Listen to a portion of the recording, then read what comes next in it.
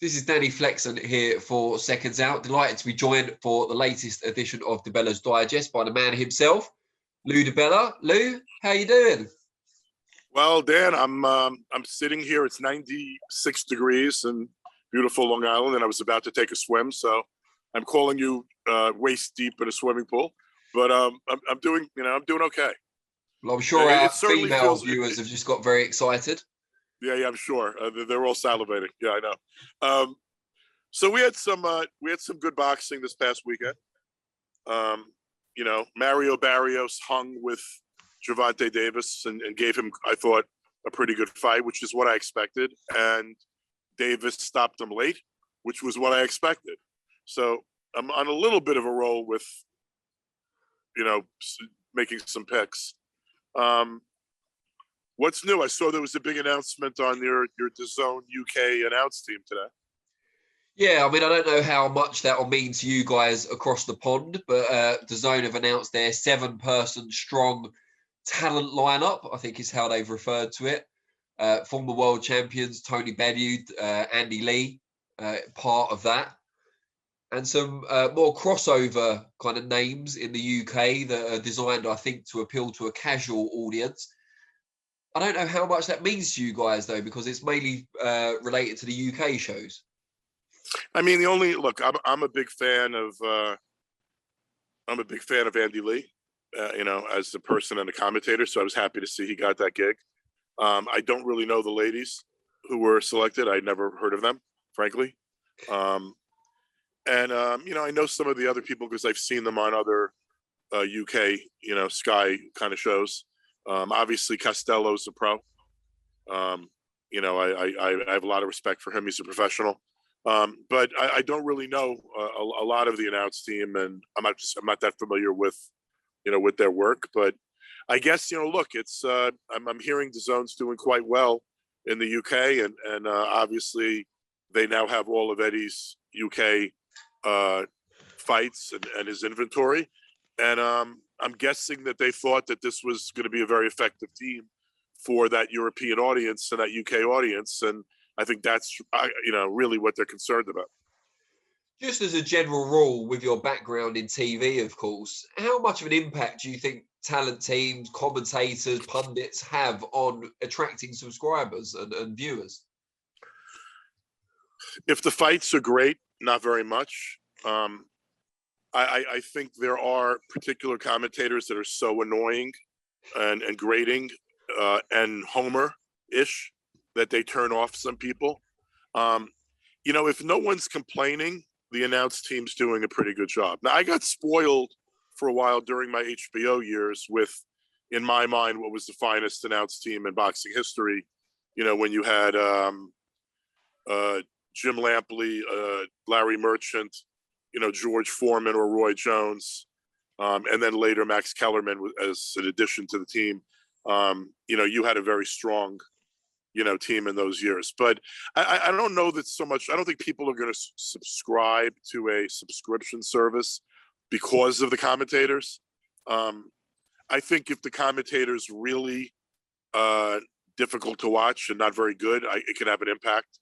But if the commentators are okay or, not particularly objectionable, it really doesn't matter if the fights are good. Now, you mentioned Tank Davis at the start of our chat today. Did he surpass your expectations in that fight or match them? You said you kind of predicted a late stoppage. He didn't. He matched my expectations. I think he's a very strong fighter. He's got a very come forward style. For good or for bad, you care about him, whether you like him or you hate him. He has that element to him where people care about him. So he's clearly moving into star territory. And in the ring itself, it's hard not to like him. In the ring, he's a compelling, charismatic fighter. He's a very aggressive, physically strong little guy. I don't think 140 is where he belongs, but I think that he will maybe continue to grow into that weight. I think his perfect weight right now probably would be 35. And frankly, at 35, man, I'd love to see him in the mix with the Haney's, Lomachenko, Teofimo Lopez, Ryan Garcia. I mean, that's a tremendous potential weight class for major matches. So, I think that Davis did what he was supposed to do. Look, he continues to sell tickets too. That was a tremendous crowd in Atlanta. Atlanta's called Black Hollywood here. He's obviously become a major star, almost like, people say rock star kind of status, but he has rap star kind of status in the Black communities, particularly in major cities. He's a draw, and good for him, and look, it was a pleasing performance. He did what I thought he was going to do, the way I thought he would do it. But I was entertained, and I think most people who watched that fight were entertained. This was his second consecutive fight on pay-per-view. I think my question really is, if he continues to fight solely PBC affiliated opponents, can he continue to grow as an attraction? Depends who those opponents are. I mean, and also PBC opponents, PBC universe is fluid. So it depends who flows in and out.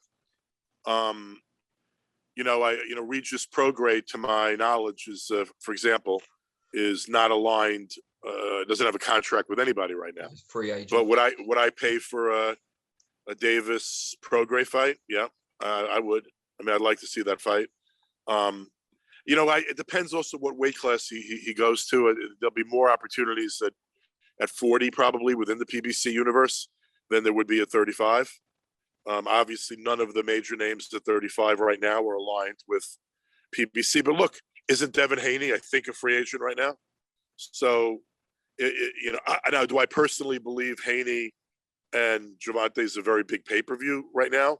I mean, Gervonta's clearly the A side, and I don't see Haney taking the fight for significantly shorter money.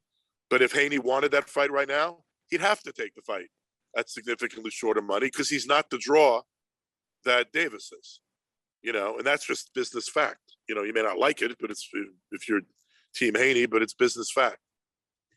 Now, a lot's been made of Floyd Mayweather's intervention in the Davis Barrios fight between rounds, talking to Gervonta about being behind on the unofficial scorecard and whether that motivated Tank or not. How much do you make of that?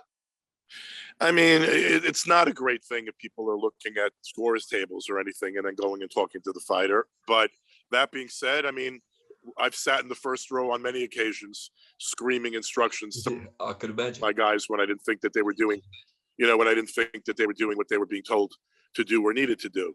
So, I mean, honestly, Floyd from the first row, Davis could hear him anyway. I don't know. I don't put a lot of credence on that. I mean, the thing from the Floyd standpoint that bothered me a little bit more, but actually Floyd was being honest. They're the same way ESPN looks to feed their fighters from the ESPN universe, the Top Rank universe. PBC is going to do the same thing, and Eddie Hearn does the same thing. So, I mean, it's one of the reasons why it's so damn difficult to make the very, very, very best matchups. That's not to say we don't have some good fights scheduled. And by the way, today I saw the undercard announced on the Fury fight and, the Fury Wilder fight. It's certainly an undercard that if you like heavyweight boxing the way I like heavyweight boxing, that's going to help you make that decision on whether or not to order it. Even if you don't believe that Wilder has a great chance, I think he has a chance, a puncher's chance. But even if you don't believe he has a great chance, it's such a strong, significant heavyweight card that, I mean, I was impressed by that card, and I will be buying that card. Yeah, F.A. Jagba against Frank Sanchez. That's a really good matchup, isn't it? Yeah, but I mean, the outcome's absolutely in doubt. I personally think that Effie's a tremendous athlete. He's strong, but he's very robotic.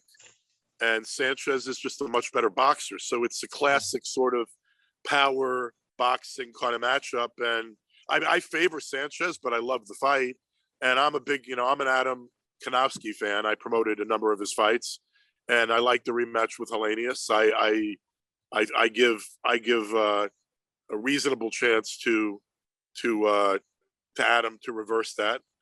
And then I'm trying to think the other heavyweight fight. They got Big Baby Jared Anderson is fighting an undefeated, a kid with a good record, at least a very good record on a Russian guy. I looked at the opponent. It's certainly a step up for Anderson. I mean, Anderson's going to smash him, I think, but it's I want to see Anderson again anyway. So, I think there's some good stuff, on that card, and I think they did a good job. I like the conceptualization of an all heavyweight card. Sure. I've been saying, you and I have discussed this many times. I think people are underestimating the saleability of heavyweights, and we should be building heavyweight opponents and heavyweight contenders on all sorts of platforms, and that's not happening right now. Now, from heavyweights back to the 135-pound division, although Tank was obviously at 140 this time around, we saw Vasyl Lomachenko make his return after that defeat to Teofimo Lopez at the weekend against an opponent in Nakatani, who arguably was made for Lomachenko's style. Nevertheless, he looked very dominant. No, look, it was a perfect fight for Lomachenko, and the matchmaker is the top ranker among the best in the business. Yeah. I mean, I gave Nakatani zero chance in that fight going in, and I gave him zero chance as I was watching it. It was somewhat a perfect matchup for Lomachenko. Nakatani just eats too many punches, is too straight ahead, not enough lateral movement, no footwork. I mean, it really was a perfect opponent. But you know what? Nakatani was a legit guy. But anyone who thought that a guy that was knocked out by that murderer Verdejo was going to beat Lomachenko was simply like, they weren't thinking clearly. How much does that then tell us about Lomachenko's chances in a likely rematch with Teofimo Lopez? It's kind of hard to say, isn't it, based on that? It's hard to say based on that because Lopez is not Nakatani, but I don't think you saw the best of Lomachenko in that fight. And I don't know, having COVID, having fought since Lomachenko yet, still waiting to fight Kambosos. Having COVID when you're asthmatic is not the easiest thing on earth. I mean, you don't know what's gonna, you don't know whether he's gonna be better. Like you have a lot of reasons to think he's the same guy and he'll be more confident, but I don't know that Teofimo will be better in a rematch. It's not my first choice to see that fight again, but I'd watch it. I mean, it's certainly a legit rematch and a legit matchup. After watching the Lomachenko fight with Nakatani, I'd love to see Lomachenko with like a Ryan Garcia. I'd like to see Lomachenko with a Devin Haney. I'd like to see him with any of those guys. But then again, you have your different side of the street shit. And talking of that, there's a fight that most boxing fans are looking forward to between Errol Spence and Manny Pacquiao. That was cast into doubt in the last few days regarding contractual obligations, apparently, of Pacquiao. But he's since come out and said it's not true. He's still set on the fight with Spence. Look, there's a piece of paper that I saw on social media. I mean, there's certainly going to be a dispute here, but do I think that the fight will get stopped or blocked?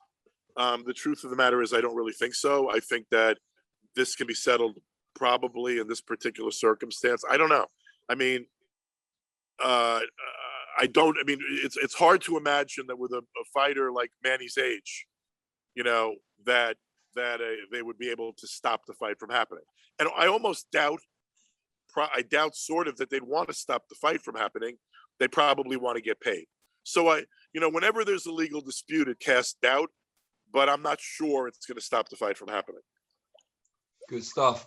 Now, before I let you go, Lou, I just want to inform you, if you don't know already, that the England soccer team, I have to say soccer for the US audience, defeated the German team, one of our oldest and most bitter rivals tonight, 2-0 to advance to the quarterfinals. You watched it? I've watched almost all of Euro 2020, even though I don't understand why Euro 2020 is happening in 21. But I've watched almost the whole tournament. I'm rooting for my paisanos, my homeboys in Italia. But I thought England played pretty well today. Neither team played particularly well in the first half. True. But the second half of the game, England really picked it up. that was a really good game. And as between England and Germany, I'm always rooting for England. Well, let's hope we don't face Italy on our inexorable route to the final. I hope Italy is in that final. We shall see. Lou, all right, my friend, always a pleasure. And you, and have a great week, and we'll catch up again in a few days.